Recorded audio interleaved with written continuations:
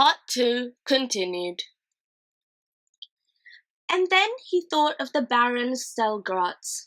Of course, there was no one better. Baron Stelgratz was an old, trusted adviser, a staunch friend, faithful, brave, and true. The little prince loved him, and he and the Baron used to play for hours at mock battles as Princess Florian's toy soldiers. And the good old nobleman would teach him how to handle a sword or fire a pistol, and tell him all about the animals of the forest. The more Prince Otto thought about it, the better a choice it seemed. Baron Stelgratz would leap at a chance to give his heart for the family. Better not tell him yet, though. Better wait till they were at Dr Kalmenius' workshop. Then he would see the necessity quite clearly. When Prince Otto arrived back at the palace, he found that the little prince had gotten worse. He could hardly walk without falling over stiffly, and his voice, which had been so full of life and laughter, was becoming more and more like a musical box. He said very little, but he sang the same few songs over and over. It was clear that he wasn't going to last very long. So Prince Otto went straight to the princess and persuaded her that a few days hunting, some brisk exercise in the forest, would do the little child a power of good. Furthermore, he said, Baron Stelgratz would come too. No harm could come to Florian in the Baron's company. So Prince Otto wrapped the little boy up well and set him in the sledge with Baron Stelgratz beside him, and off they went. But on the way through the forest, as darkness was falling, the sledge was attacked by wolves. Maddened by hunger, the great grey beasts poured out of the trees and sprung up at the horses. Prince Otto lashed his whip furiously, and the sledge leapt forward with the wolves tearing after. Prince Florian sat beside the Baron, gripping the side of the sledge, and watched fearfully as the wolf pack raced closer and closer. Baron Stelgratz emptied his rifle at the pack of leaping, slavering beasts without deterring at them in the least, and the sledge bumped and swayed from side to side on the rough track. At any moment they might crash, and then they would all perish. "Highness," cried the Baron, "there is only one thing to do, and I do it with all my heart."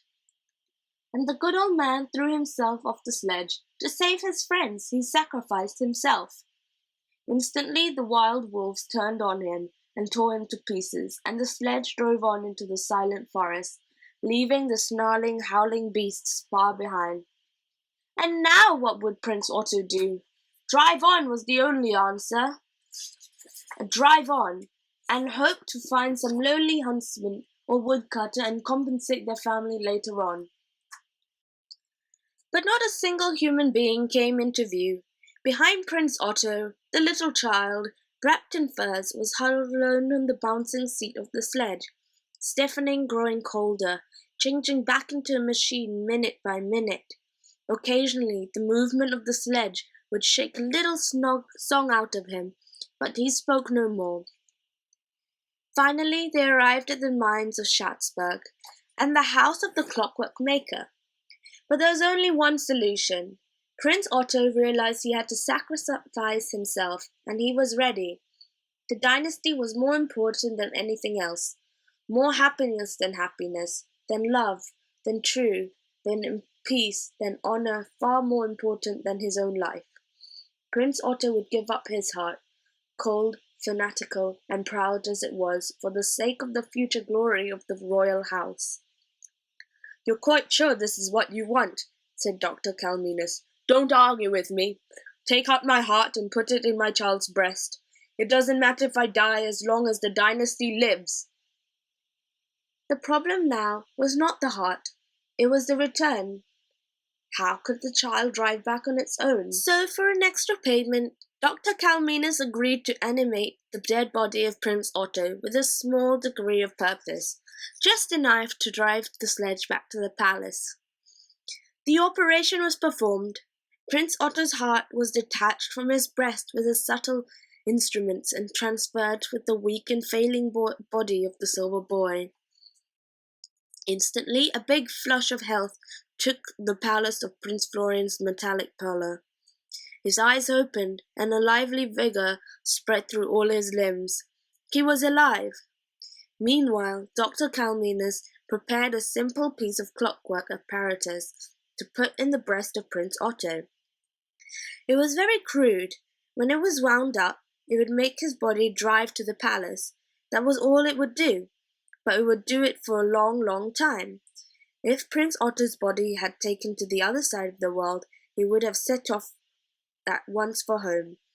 Though the flesh rotted and flew off his bones, and would never stop until many years later, when his skeleton drove the sledge into the courtyard with the clockwork ticking in his ribs.